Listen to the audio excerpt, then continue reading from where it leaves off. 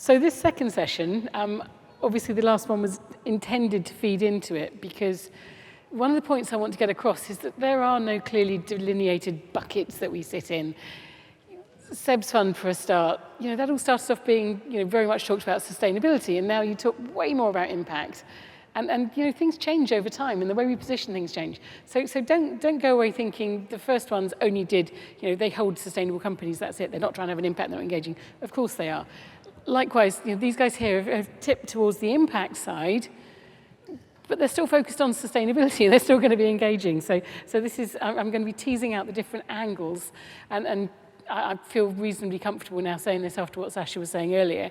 The panels weren't designed by mistake. These are designed to pick up on bits that I think are some of the conversations you're going to be having once SDR goes live. So this is, these are intentional. These were done, obviously, with some thought. So I hope it works for you. So can I please ask everyone then to start by just introducing themselves? And I do apologise, we will clearly be late with lunch. But Seb, can I ask you to kick off first, please? Yes, so good morning, everybody. Is your mic, is the mic okay? My name is Seb Beloe. I'm part of the head of research at a business called WHEB Asset Management. My background is mostly the last 15 years in finance, sustainable finance, where before that I actually worked for a company called Sustainability, doing consulting and research for corporates and multinationals. So my background actually was in sustainability and actually in sustainable finance. Thank you, Ben. And I must say, you need to update your photo at some point. But sorry, Ben. Ben from M&G, please go ahead. Let's. Well, that's a compliment. I'm sure you're saying, obviously, no, you look way better now, clearly. So that was taken a long time ago when, in my early days at M&G, where I've been for 19 years now, working in sustainability and then impact for about the last 10 of those. My role is partly to sort of co-run a team and some funds in equity impact, and partly to support our strategy across the firm on impact investing in private and public assets across equity and debt. And I'm part of a big team at M&G, an increasingly big team focusing on sustainability, stewardship and impact investing. Thank you. Brilliant. My-Linh, would you like to introduce yourself, please? Thank you very much. Okay, everybody, my name's My-Linh. I work at BlueBay Asset Management, so we're a dedicated fixed income house. We only invest in public debt, but within that we invest across the spectrum. So I think I'm here to give you the debt perspective in this sort of area. So we invest in corporates as well as non-corporates. We invest globally in emerging markets as well as developed markets, in companies which are large listed companies as well as private companies, so that whole spectrum. My role is to head up ESG at BlueBay, but last year we launched our first sort of, impact aligned, so we've introduced another sort of terminology into this space, where I sort of feed in as the sustainability strategist into that product. And actually I should add, I've been in the industry for a while, have a similar background to Seb, and actually I should disclose, Seb used to be my boss at Henderson, Global Investor, so he takes a lot of credit for what I'm doing. And My-Linh and I were on the UCSIF board together many years ago as well. Dominic, can I please ask you to then introduce yourself? Yep. Hello, everybody. Hope the mic's working. So a bit like that's better. They pulled up my graduate recruitment photo. Yes. Sorry, I know Ben better, which is why for some reason another way. Weren't cool in those days, I work at Aberdeen. I'm head of global equities. I'm a portfolio manager. I've been a portfolio manager for 20 years, so a different journey to some of the people on the panel today. So I head up the global equities team, which has a variety of different strategies that we manage, but I co-lead our global equity impact strategy. So in terms of portfolio management, I'm all in on equity impact, but I run a team which has a broader set of outcomes than just impact. Okay, so you'll be able to get the broad brush side of things. Okay, cool. All right, so let's start by describing what impact is and isn't. And I'll say this in the context of within DLAG, we were having quite big debates on some of this, and I know Seb's been in some of those conversations and Ben has too, but would somebody start off with just sort of saying what, in your view, impact is, but also how other people might describe it sometimes as well? Seb, I know you'd be well placed to say that. Yeah, sure. Well, actually, I thought your list of terms right at the beginning was really helpful. Okay. Where you talked about ESG as being really about how companies manage risk, environmental, social, and governance risks, whereas impact was really about how companies can deliver real-world outcomes, positive outcomes on the world around them. So I think in a way that's a very nice, simple way of framing it. I would add just one thing there, which I think is really important, and I'll just tell you a little story. We had a colleague at Henderson, actually, a great guy called Paul Casson, who's somewhere else now, I think, and he won an award, actually, for investing in renewable energy companies. But actually, he was shorting those renewable energy companies. So the fact that he owned them was interpreted as this great thing, this getting an award, was quite the opposite. He thought their share prices were going to fall. That's why he was shorting them. So ownership is not enough for impact. You have to have an intention, a positive intention associated with your ownership, and that is that you invest in that business or in that asset because it has a positive impact. It's not just about a discrepancy in the share price. It happens to look cheap, so you own investors. You invest investors because you believe in the positive impact that business is going to have, and potentially also the positive impact that can have on its returns. So that intention is really important, as well as the real-world outcome that you get from investing. Thank you. Ben, would you like to add comments to that? The intention bit is an angle, but what does impact mean to you? Yeah, I think the intention of, and maybe that goes into the design of the strategy, the sort of all elements of your process, I think, need to be and benefit from being oriented towards delivering impact, delivering positive impacts. And the way we think about it in sort of one word is, or a couple of words, is around sort of investing in the solutions to the world's major challenges. So it's about identifying specific problems and then investing in a way that is intentionally designed to finance a solution or invest in a solution to that problem. And we could talk a bit about the characteristics of those solutions. We think it makes sense from an investment perspective, from a long-term strategic perspective to invest in those solutions. But I think it's about identifying those problems and then working out how you can invest in a way that can most effectively, in your control, sort of finance or support the solution to those problems. And those solutions, or the problem could be climate change, it could be social inequality, it could be excessive waste, it could be health problems. But your whole focus is about trying to solve that problem in a way that also you believe will, and hopefully will, generate a positive return for your clients as well. Thank you. And My-Linh, would you like to describe impact? Maybe, obviously, your focus is more bonds, so perhaps slightly different angle there? I don't think it's any different. I think Seb's got really sort of talking about I think the term isn't helpful, impact investing, because obviously all investing has impact. But I think implicit within there is the fact that you actually have this positive impact that you want to generate. But what is the positive impact? It's not necessarily a financial positive impact necessarily. You're primarily driven by a non-financial impact. So I think that's why Seb's point about the real-world outcomes. In the last couple of years, a new set of terminology has come up that I think potentially is helpful, is people talk about single and double materiality. Is that if you think about impact investing and sustainability, it's this sort of concept of double materiality, is that you're looking at the impacts of the issues that you're investing in on the outside environment, on the planet, on society, and that needs to be good. In ESG, you're looking at single materiality. You're looking at what is the outside world's impact on the company, and is that a good thing or a bad thing? So I think that's where you think about sustainability and impact. It's really about that sort of double materiality concept and that balancing of looking at those areas. I think the other two areas that people talk about when you're saying that there's a distinction between sustainability and impact investing is the measurement component and the additionality component that comes in.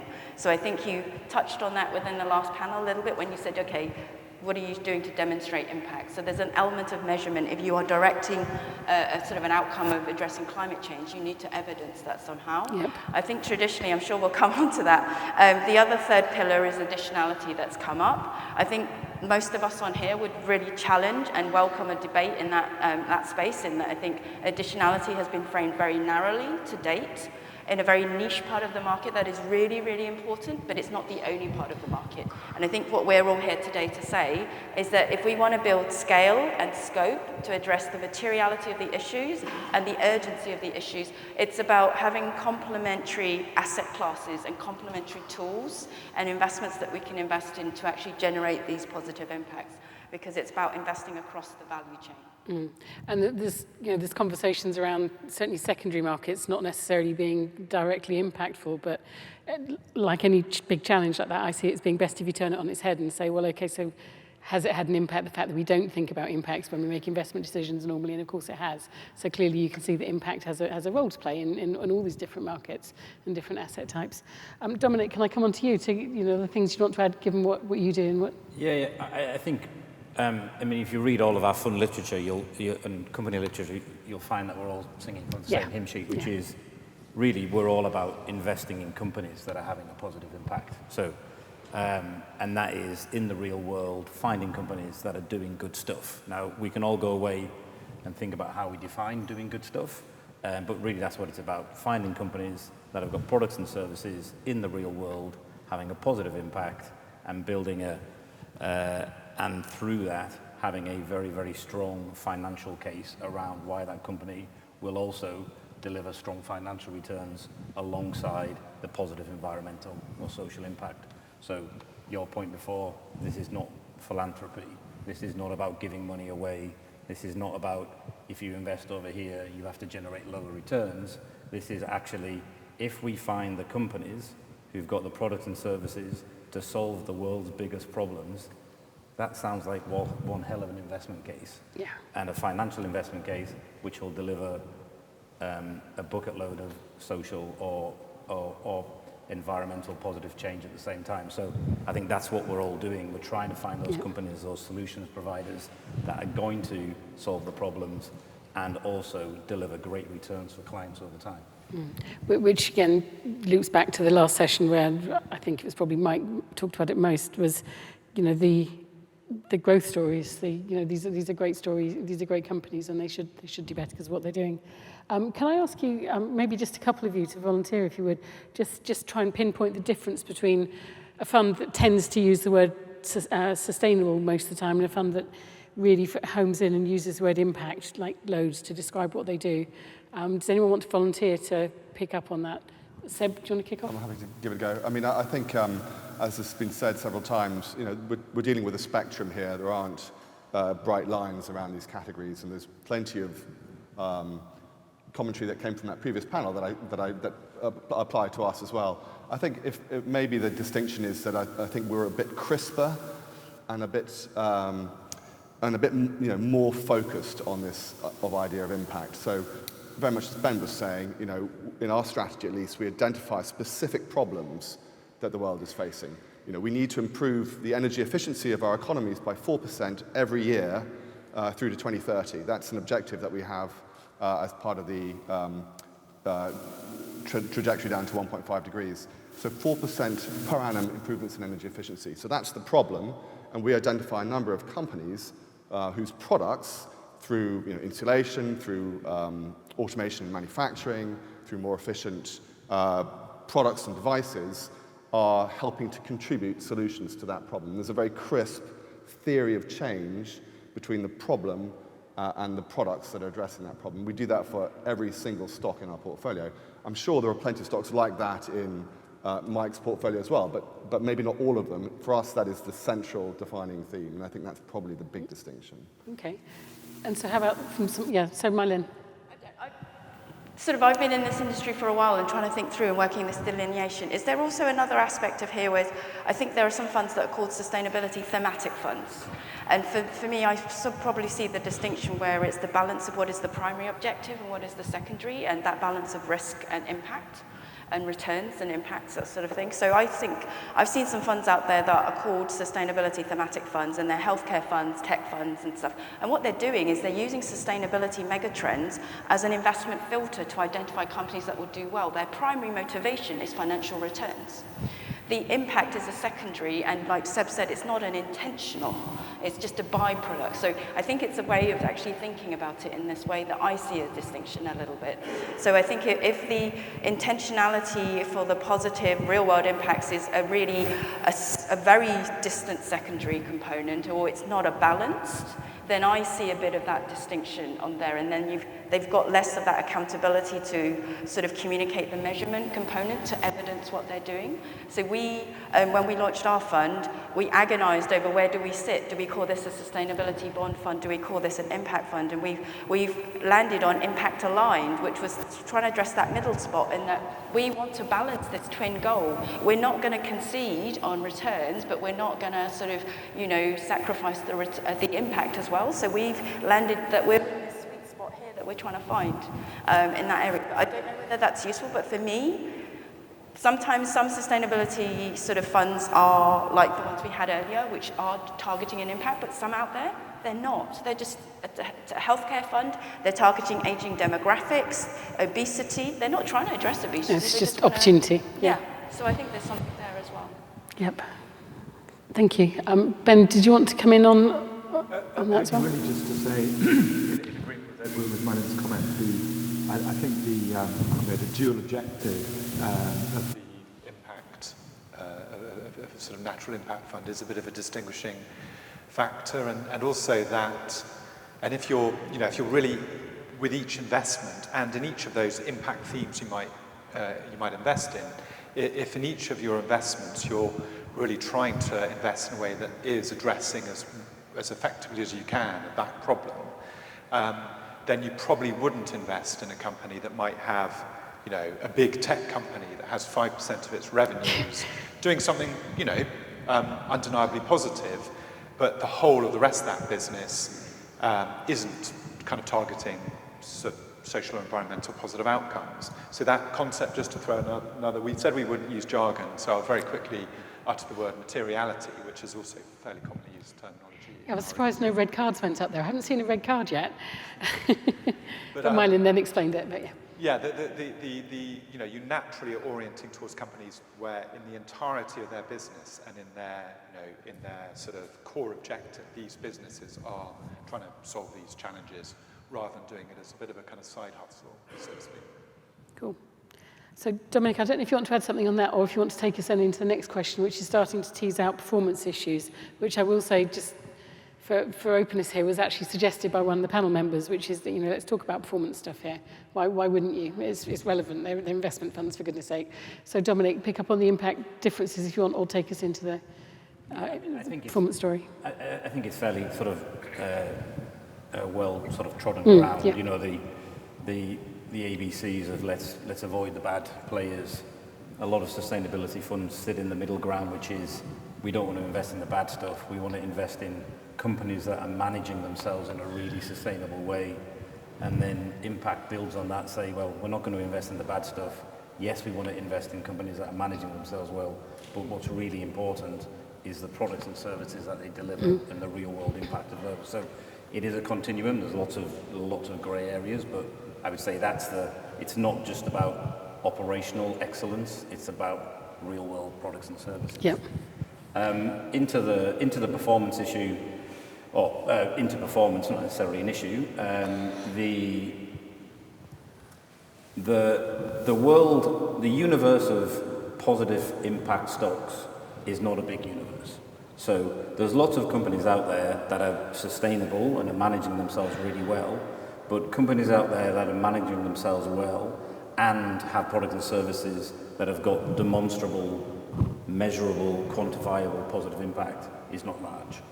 And the universe of those companies definitely sit outside of many sectors in the market. So I'm a big believer that investing in companies that are solving big problems, those big problems come with unmet needs. Those unmet needs will flow through to unmet demand, and that will be a revenue opportunity. But in the short term, you can be buffeted around by the oil price. Is it value versus growth? So I think there is a volatility in performance that you might have to say, I'm prepared to live with that. But on a longer term view, I think the aligning your investments around these trends where there is huge investment going into them is a great underlying investment, a very, very strong investment case. But there are issues in the shorter term depending on volatility in market conditions. Especially in the crazy world we currently live in. But yes, yeah, long-term, fantastic stories. My-Linh, do you want to touch on performance a little bit? I can sort of comment. So obviously we're on the fixed income side, so we don't have as much volatility generally as on the equity side, although I think it's been unprecedented the last year or so, because usually when equity markets are very volatile, a sort of fixed income is the safe haven, but we haven't really had that at all this year, so I think it's that double whammy on that side. But because fixed income ultimately, valuations, if you think about it, is predicated on credit worthiness, so the potential for the issuer to default. So that's a bit of a sort of bar that's not as, it's quite tough to sort of meet in terms of having impact on that, so that's why we tend to be less volatile. But obviously within fixed income, we've got sort of issuers which are more risky on the high yield space versus investment grade, so we can play within that.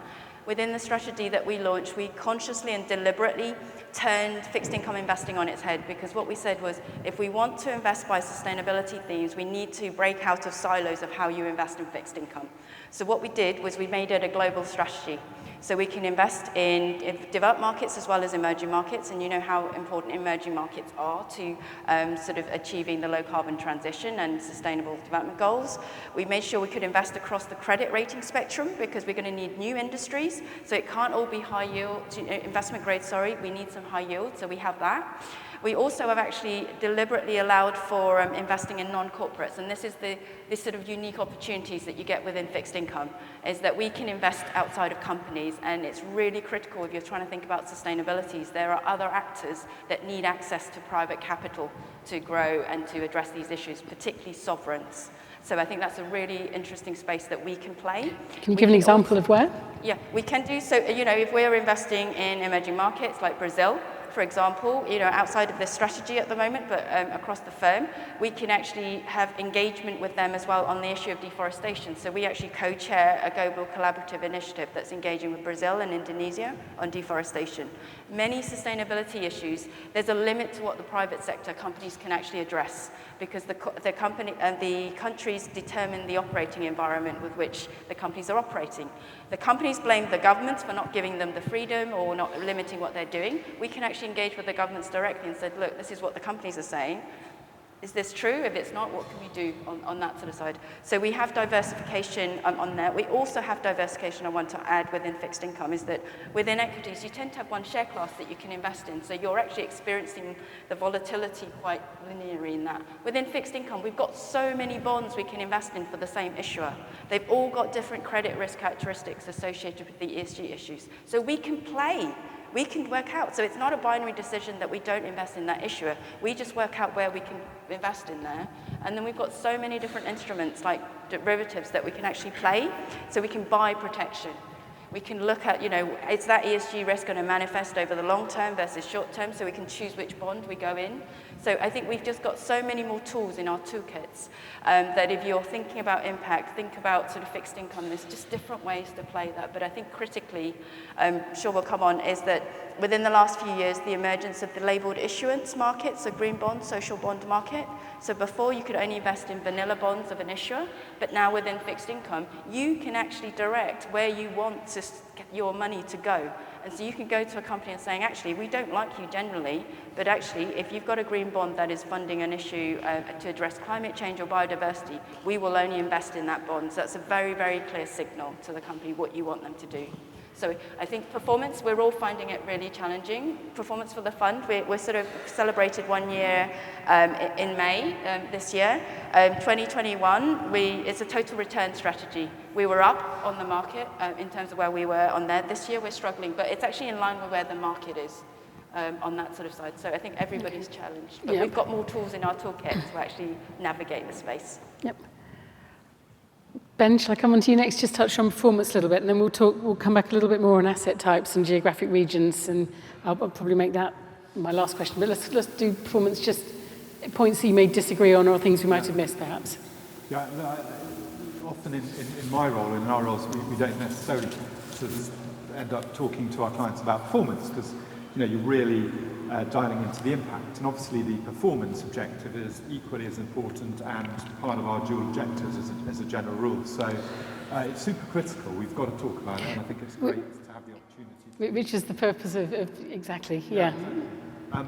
But a couple of quick things I would say would be, one is that I agree there's a limited investable universe, as Dominic said. There's all sorts of different types of businesses, different types of business models, companies at an earlier stage of their development, where the impact they're going to generate will be made in the future, as will their revenues and cash, for example. And there are businesses delivering huge impact now, which are bigger, more mature, more cash generative, sort of lower risk businesses. So I think you can construct a portfolio with not the level of diversification My-Linh can apply in a fixed income kind of multi-asset type context.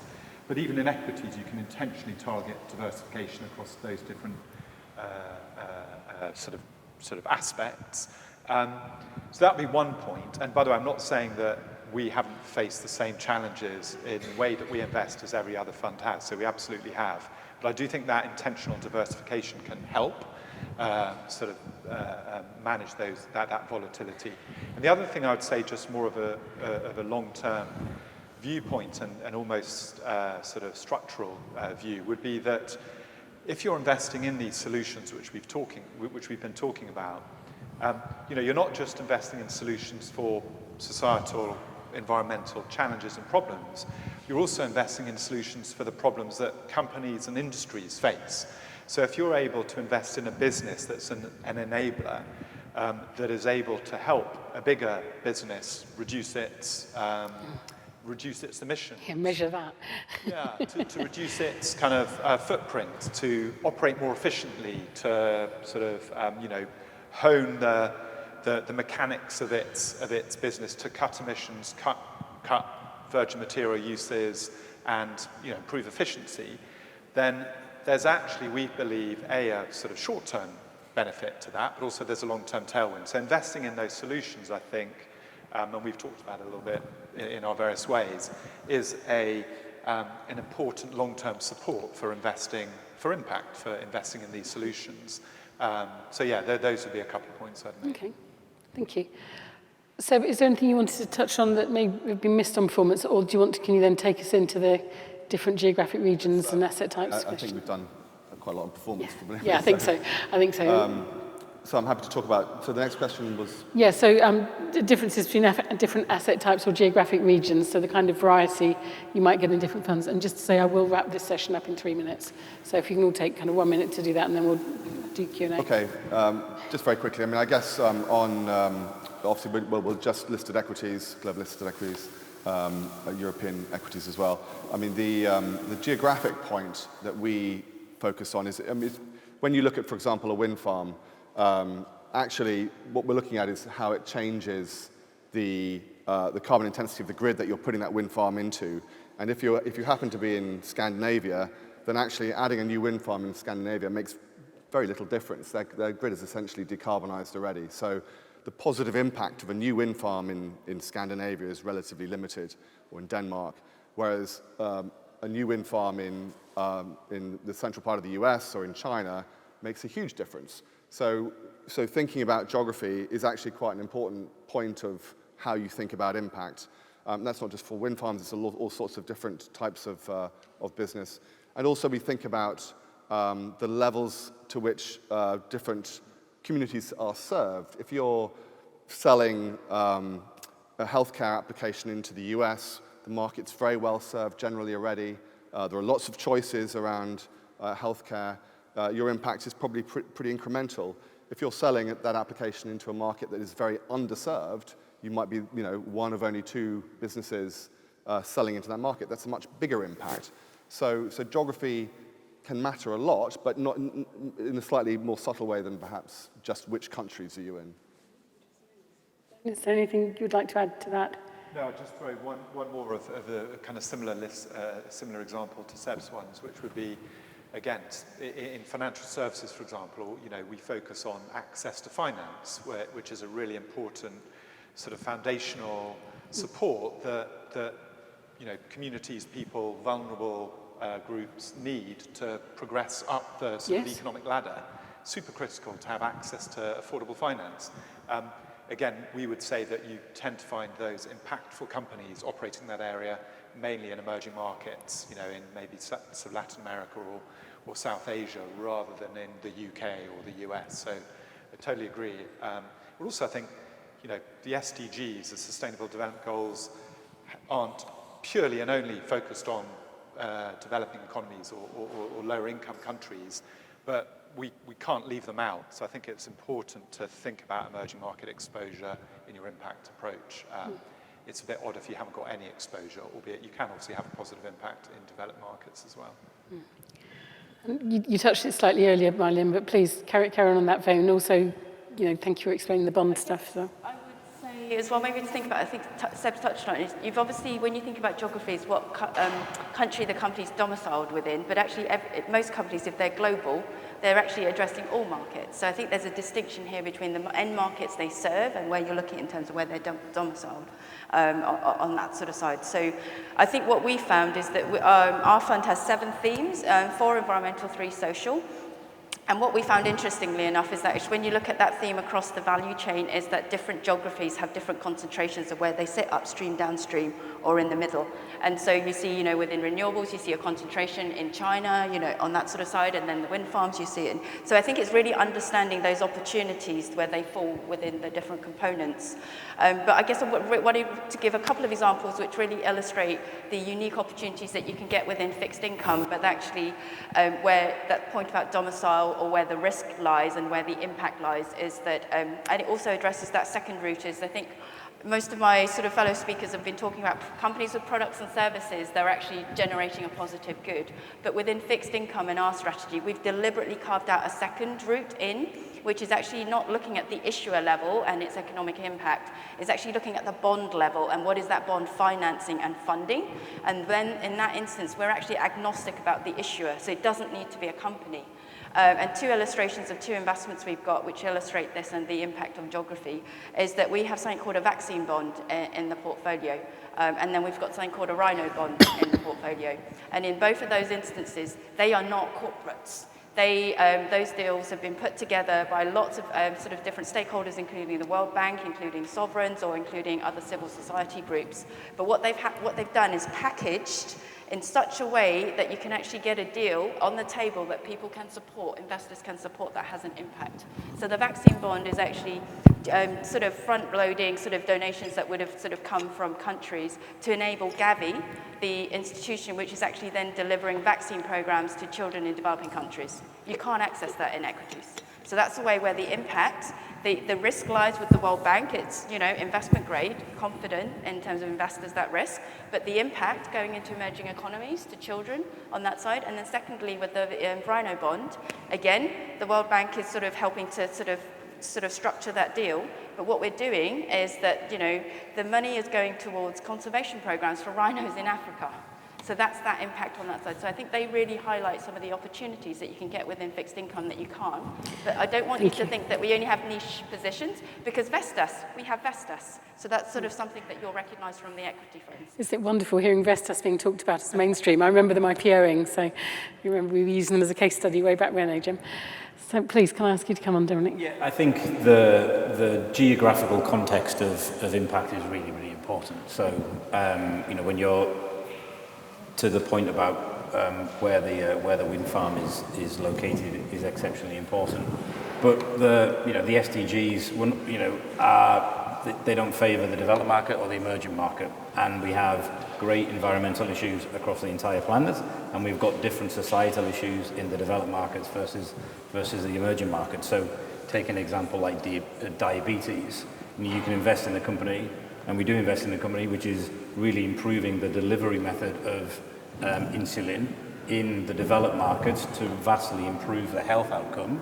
So that's a technology company which is improving health outcomes in the developed market, whereas in the emerging market, just access to insulin is way more important. So you can have the same issue, but how the impact is expressed is really geographic or country dependent. So I think to go back to the point is you have to work out what the problem is, and the problem is different in different countries, and then finding the solution that is right for that country is what I think most of our underlying investment processes is all about. Brilliant, thank you. And with that, I'm going to close because we are running over. And I'd like to ask you, first of all, to thank these guys, because I found that really interesting. Thank you.